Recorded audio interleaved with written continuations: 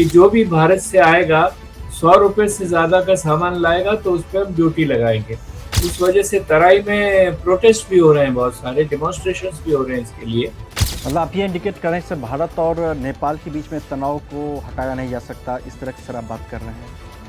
नेपाल की जो सरकारी नीति है, ऑफिशियल पॉलिसी है, वो ये है कि तिब्बत चीन का हिस्सा है और वहाँ से रिफ्यूजी आएंगे उनको भी हम रोकने की कोशिश करेंगे। पूरी करते नहीं है लेकिन पॉलिसी उनकी स्टेटेड यही। नमस्कार, मैं अफजल शेखर आजाद, आप देख रहे हैं नवभारत टाइम्स। नेपाल और भारत के संबंध में आए दिन कई तरह की नई बातें सामने आ रही है, खासकर प्रधानमंत्री बालन शाह जब से उन्होंने सत्ता संभाली है। अभी जो ताज़ा विवाद है वो सीमा को लेकर के है, जब नेपाल की तरफ से भारतीय सामानों पर कस्टम ड्यूटी को लगाया गया है। तो भारत को लेकर के बालन शाह की विदेश नीति क्या रहने वाली है, अमेरिका, चीन, तमाम तरह की चीज़ें हैं जो एक नेपाल और भारत के संबंध में कॉम्प्लेक्स सिचुएशन को क्रिएट करती है।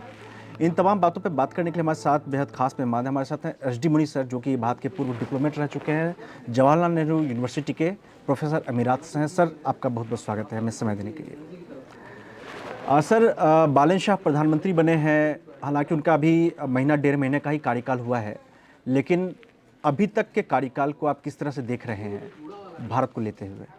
अभी तक का कार्यक्रम नेपाल वाले लोग बहुत पॉजिटिवली देख रहे हैं और जो उन्होंने वादे किए हैं वो भी बहुत पॉजिटिव है।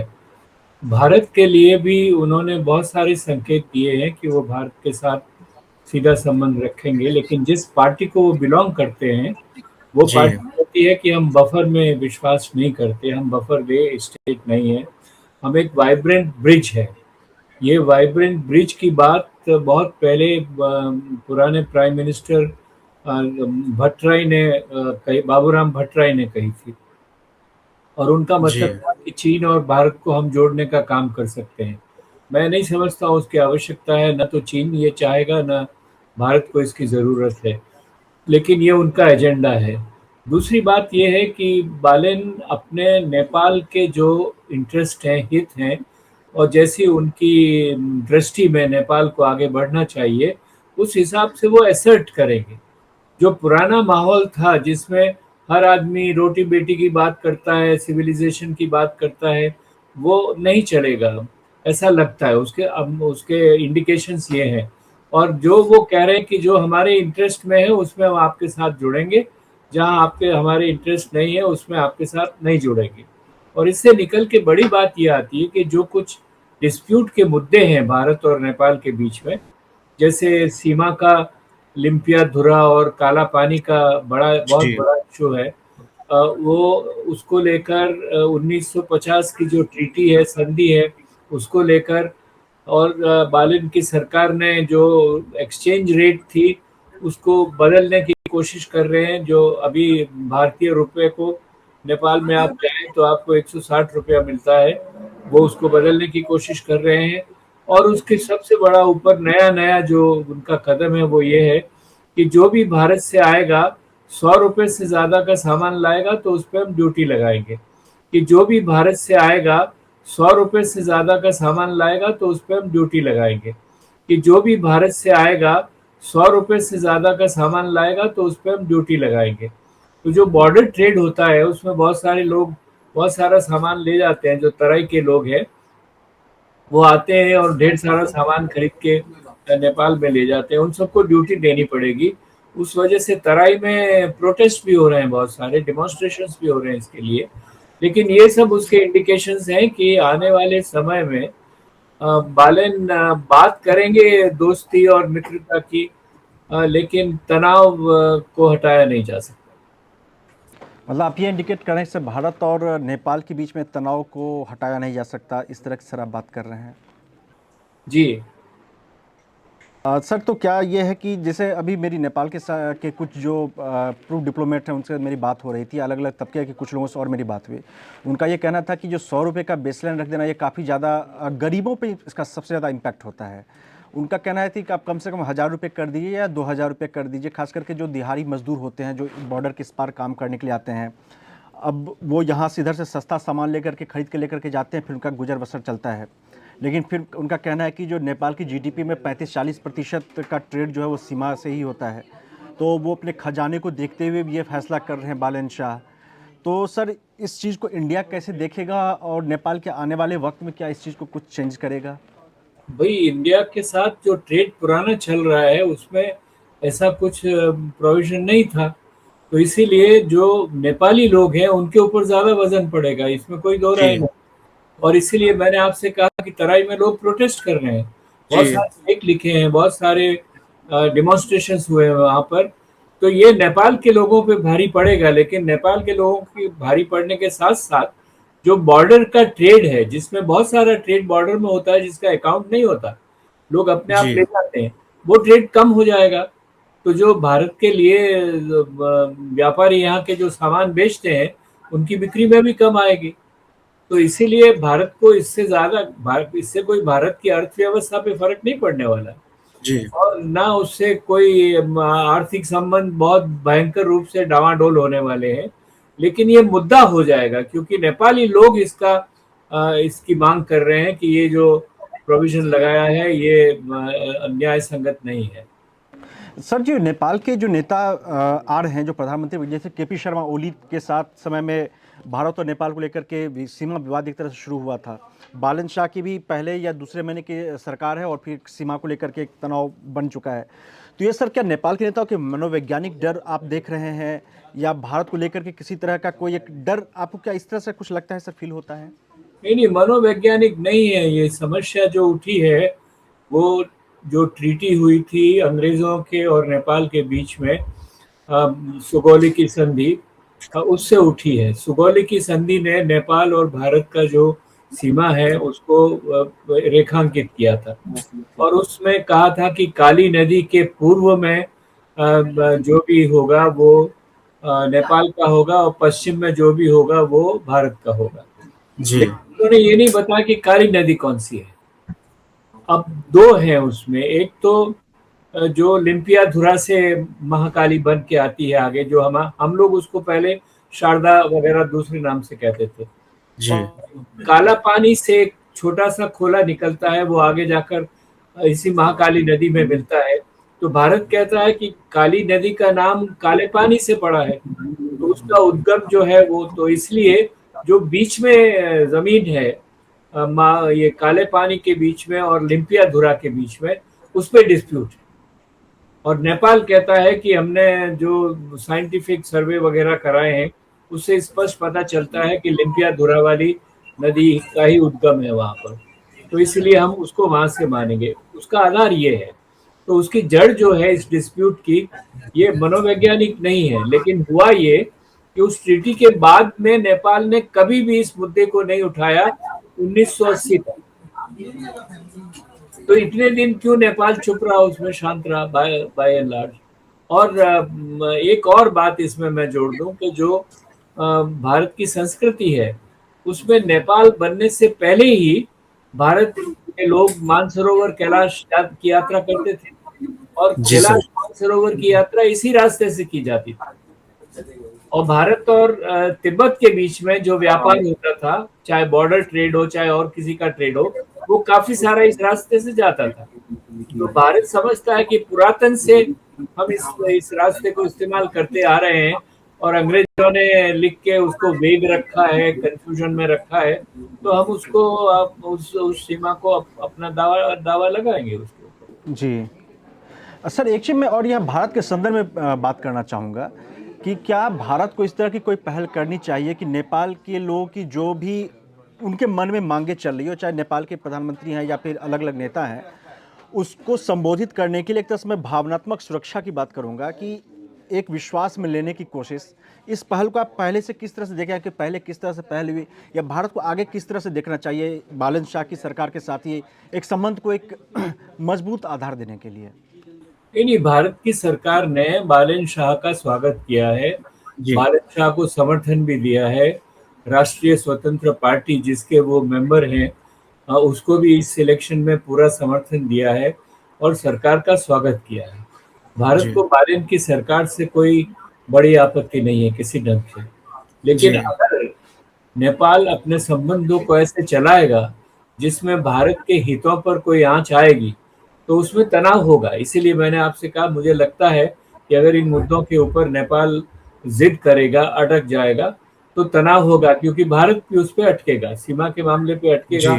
और 1950 की ट्रीटी की लंबी कहानी है, जिसमें भारत ने कहा है कि ट्रीटी बदलना है तो बदलिए। आप बताइए कैसे बदलना चाहते हैं? हम तो नहीं बदलना चाहते, आप बदलना चाहते हैं, तो आप बताइए कैसे बदलना चाहते हैं? और कोई भी ट्रीटी जो होती है वो दोनों पक्षों के हितों को लेकर बनती है। नई ट्रीटी अगर नेपाल सिर्फ अपने हितों को लेकर आगे बढ़ाना चाहता है तो वो नहीं होगी। जी। तो इसी पे मुद्दा अटका हुआ है। और सर एक चीज और, केपी शर्मा ओली, सॉरी मैं आपको मैंने काट दिया सर, केपी शर्मा ओली की ये बालन शाह की जो इंटरनल पॉलिटिक्स है, जो केपी शर्मा ओली चले जाते हैं जेल शपथ ग्रहण के अगले दिन, उसके अलावा नेपाल में कुछ एक शायद पत्रकार को अरेस्ट करके जेल भी भेजा जाता है, तो और कई सारे आवाज़ उठ रहे हैं कि शायद वहाँ पे फ्रीडम ऑफ स्पीच जो है उसका भी हनन किया जा रहा है। तो एक तरह से ये फिर एक ऐसे शख्स की छवि उभरती है जिसके पास मैंडेट है पूरी तरह से, और शायद वो डिक्टेट कर रहा है अपने हिसाब से। आप इस चीज़ को देख रहे हैं सर? देखिए, जिसके पास भी मैंडेट होता है वो डिक्टेट करते हैं। चाहे आप भारत का एग्जाम्पल ले लें, चाहे अमेरिका का एग्जाम्पल ले लें, चाहे नेपाल का एग्जाम्पल ले लें, चाहे रूस का एग्जाम्पल ले लें, चाहे चीन का एग्जाम्पल ले लें, तो ये इसमें कोई दो राय नहीं कि बहुत सारे बालन शाह के जो फैसले हैं वो उनके अपने फैसले हैं, उनकी पार्टी के फैसले हैं। और उसमें बहुत लोगों को, जैसे स्वाधीनता का आपने एक मुद्दा उठाया, उनके अपने पुराने कई सारे समर्थक, जैसे एक रक्षा बम नाम की जैन जी की लीडर है, उसने भी ऑब्जेक्शंस उठाए उसके बारे में। तो वहाँ नेपाल में ये बहस चल रही है। मैं समझता हूँ कि भारतीय होने के नाते हमें वो उसका विश्लेषण हम कर सकते हैं, लेकिन उसके ऊपर टिक्का टिप्पणी हमें करने की आवश्यकता नहीं है। तो ये बात सही है कि नेपाल के अंदर ही पुरानी पार्टियों से ही नहीं, स्वयं जो आरएसपी के, राष्ट्रीय स्वतंत्र पार्टी के जो लोग पहले समर्थन रहे हैं, जिनको सहानुभूति है, वो भी इसमें ऐतराज उठा रहे हैं कि बहुत सारे ऐसे कदम लिए गए। जैसे इलेक्शन होने के बाद में फेवा ताल है वहाँ पोखरा में, बहुत बड़ी लेक है, उसके चारों तरफ रिजॉर्ट्स बने हुए हैं लोगों के, टूरिस्ट के आने के लिए। उन रिजॉर्ट्स को होम मिनिस्टर ने जाके बुलडोजर चला के तोड़ना शुरू कर दिया और कहा कि उसमें नहीं है। वो लोग अदालत गए, अदालत में उनका केस जीत गया और ओली वगैरह को भी बेल मिल गया है। अब तो लोग कह रहे हैं कि आप बिना सोचे समझे काम मत कीजिए। सर कहीं ये तो नहीं है कि सर कि राष्ट्रवाद के रथ पे सवार होकर के पहुंचे हैं? ये राष्ट्रवाद नहीं है ना, ये तो आंतरिक राजनीति है भैया जी। और इसमें होता है कि अपने आप की एक छवि, जो हीरो वाली छवि जो आप बना करके चलते हैं, जिसके बदले आप जीते हैं, एक्शंस हैं, उन्हीं को ले रहे हैं। अब बुलडोजर हमारे यहाँ भी तो चलते हैं ना बहुत जगह। बिल्कुल। और उनके ऊपर ऐतराज भी होता है और अदालत भी ऐतराज लगाती है। जी। तो ये जो प्रवृत्ति है, आप जो साइकोलॉजिकल बात कर रहे हैं, प्रवृत्ति है, जिसके पास सत्ता आ जाती है वो अपने मन की करने की सोचता है। और सर अमेरिका के असिस्टेंट सेक्रेटरी समीर पाल कपूर जो है वो नेपाल पहुंचते हैं। आपका मैंने एक ट्वीट देखा था, उसके बाद फिर मैंने सर आपसे बात करने की कोशिश की थी कि अमेरिका नहीं चाहता है कि चीन या कोई अन्य देश नेपाल में अपना वर्चस्व बनाए। आपने इस पर लिखा है कि नई दिल्ली में से सावधानीपूर्वक समझा जाना चाहिए। सर आप क्या कह रहे थे इसे, मतलब किस तरह से आप देख रहे हैं सर? देखिए, हमेशा से मैं कह रहा हूँ, कोल्ड वॉर की शुरुआत से अमेरिका को ये विश्वास नहीं रहा है कि भारत अकेला चीन का मुकाबला कर सकता है। जी। इसीलिए पहले जब हमारे हिंदी चीनी भाई भाई का जो पीरियड था, उसमें भी अमेरिका को भारत से बहुत आपत्तियां थी और भारत का कहीं न कहीं विरोध करके यूएस फॉरेन पॉलिसी के डॉक्यूमेंट्स देखे मैंने बहुत सारे, उसमें साफ लिखा है कि हम इंडिया से हमारा झगड़ा नहीं है, लेकिन हम इंडिया को नेपाल पे डोमिनेट नहीं करने देंगे और हम चाहेंगे कि नेपाल में और देश भी आए, और देश का माने उनकी अपनी प्रेजेंस भी बढ़े। और मैं आपको याद दिला दूं कि उन्होंने तिब्बत में जो हुआ था उसके लिए चीन की हमेशा से खिलाफत की है और उस वक्त में 50s में उन्होंने एक खम्पा रिवोल्ट था तिब्बत में, उसको एनकरेज किया। खम्पा विद्रोही जो थे उनको हथियार दिए, उनको फाइनेंशियल सपोर्ट दिया और कहा कि तिब्बत में जाके तुम चीन से लड़ो। और ये सपोर्ट तब खत्म हुआ जब किसिंजर ने चीन से समझौता किया 1974 में, तब राजा महेंद्र ने भी कहा। और इस तरह से वो अपनी वहां साख जमाना चाहते हैं, क्योंकि वो नेपाल चीन के बिल्कुल बॉर्डर पे है। जी और सर। और तिब्बत एक अशांत जगह है अभी भी। तो अमेरिका चाहता है कि हमारा अपना भी वहाँ पे फुट होल्ड हो। इसीलिए जी वो नहीं चाहते कि उनकी नेपाल पॉलिसी भारत के तहत चले, भारत के अंडर चले। और ये सिर्फ नेपाल के लिए सही नहीं है। अभी हम लोगों के पास वक्त नहीं है, लेकिन हम लोग डिस्कस कर सकते हैं। ये सारा का सारा दक्षिण एशिया में ऐसा है। जी जी और जी के जी वक्त में उन्होंने श्रीलंका में भी ये कोशिश की। बिल्कुल। पाकिस्तान में हम चाहते थे कि पाकिस्तान से हम मैत्री करें, और अमेरिका से हमने अपील की उस वक्त कि आप पाकिस्तान को अभी मिलिट्री अलायंस में नहीं बिठाइए, हम कश्मीर का कहीं न कहीं से कोई सॉल्यूशन निकालेंगे, बातचीत करके निकालेंगे। अमेरिका ने नहीं माना, क्योंकि जी उनको उसको कोल्ड वॉर में खींचना था, और वो ये सब कर रहे थे ब्रिटिश की सलाह पर। ब्रिटिश ने कहा कि पाकिस्तान देखिए मुस्लिम कंट्री है और सेंट्रल एशिया से बॉर्डर पे लगा हुआ है, और वो हमारे साथ रहना चाहिए। उनके जी पास आर्मी भी है, फौज भी है, हमारे लिए लड़ सकते हैं, वगैरह वगैरह बहुत सारी बातों से। तो अमेरिका की हमेशा से ये राय रही है, और लगातार ये रही है नेपाल में, कि भारत का पूरा प्रभाव नेपाल पर नहीं रहे। तो जो भी भारत का प्रभाव है उसको कम करने की उन्होंने कोशिश की है, और जी वही भारत के प्रभाव को माना है जहां तक वो अमेरिकन हितों से तालमेल रखे।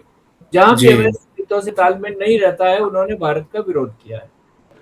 और एक चीज़ सर, चीन की तरफ से एक धमकी भी दी गई थी। चीन के जो एम्बेसडर हैं नेपाल काठमांडू में, उन्होंने कहा है अभी पिछले दिनों ही, शायद एक हफ्ते पहले, तिब्बत में जो तिब्बत की नई सरकार का जो गठन हो रहा है, निर्वासित सरकार जो भारत में है, उसका शपथ ग्रहण समारोह है, उसमें आप नहीं जाइए।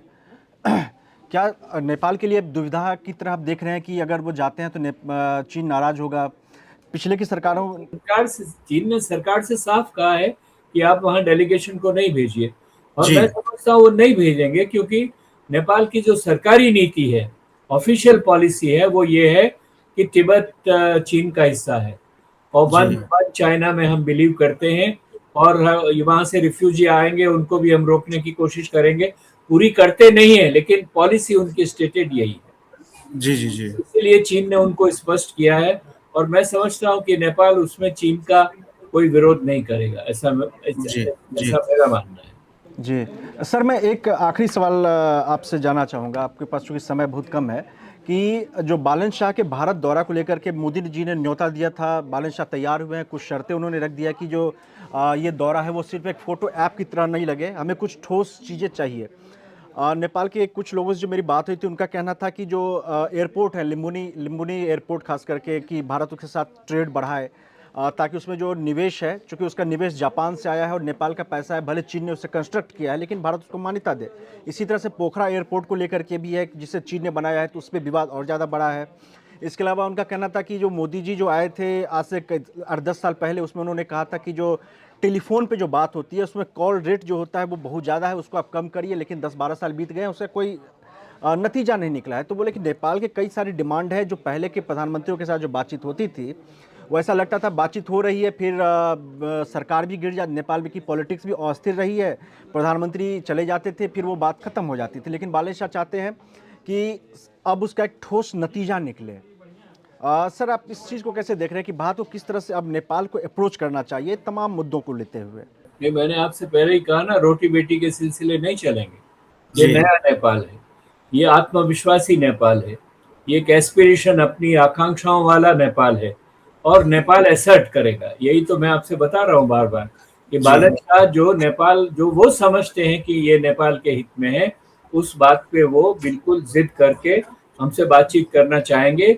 और ये बात सही है कि नेपाल भारत पर निर्भर करता है, इसलिए बहुत सारी ऐसी चीजें हैं जो नेपाल भारत से अपेक्षा करता है, और कहता है कि आप हमें उनको मदद दीजिए। हम लोग कई वादे करते हैं, कई वादे नहीं निभाते हैं, और जी जो हमारा वादे निभाने का नीति है वो भी कभी कभी ढीला चलता है, धीमा चलता है, और जी जिसको मैं कहता हूँ कि वो फॉरेन पॉलिसी डेफिसिट है। तो वो उस तरह की बात सभी पड़ोसी करते हैं, लेकिन नेपाल जी अब ज्यादा करेगा, क्योंकि नेपाल, जैसा मैंने कहा, कि ज्यादा स्वाभिमानी नेपाल है, ज्यादा आकांक्षाओं वाला नेपाल है, यंग नेपाल है। और जी दुर्भाग्य की बात यह है कि नेपाल में जो हमारी कूटनीति है, एम्बेसी वगैरह है, उन्होंने कभी भी यंग लोगों तक अपनी पहुंच बनाई ही नहीं कभी। ये जो जेन जी का तबका है, उसके साथ हमारे बहुत अच्छे गहरे संबंध कभी नहीं थे। अभी बाद में हमने ये वागले वगैरह को बुलाया है 2-4 बार, लेकिन हम लोग शतरंज के प्यालों की तरह जो काठमांडू का पावर एलीट है, जो पुराने लीडरशिप है, वो चाहे शिवाजी हो, चाहे वो प्रचंड हो, चाहे वो ओली जी हो, चाहे वो माधव नेपाल हो, इन सब के साथ खेलते रहे। और ये राजनीति अब हमारी नहीं चलेगी। और मैं बार बार कहता हूँ कि हमें अपनी नेपाल नीति के लिए नया बोर्ड बैठ के नई उसकी परिभाषा करनी पड़ेगी। और मैं कहता हूँ नेपाल की ही नहीं, सारे पड़ोसियों के लिए उसकी नई परिभाषा करने की जरूरत है, क्योंकि ये नया युग है, नई नीतियां उभर कर आ रही है सामने। जी सर, जैसा कि हम देख भी चुके हैं कि हमारे श्रीलंका, बांग्लादेश, हर तरफ में एक चीज़ें पूरी तरह से बदल चुकी हैं। जी जी जी जी sir, thank you very much sir, आप हमें समय देने के लिए, नेपाल की पॉलिटिक्स के बारे में विस्तार से समझाने के लिए। Thank you sir. नमस्ते सर।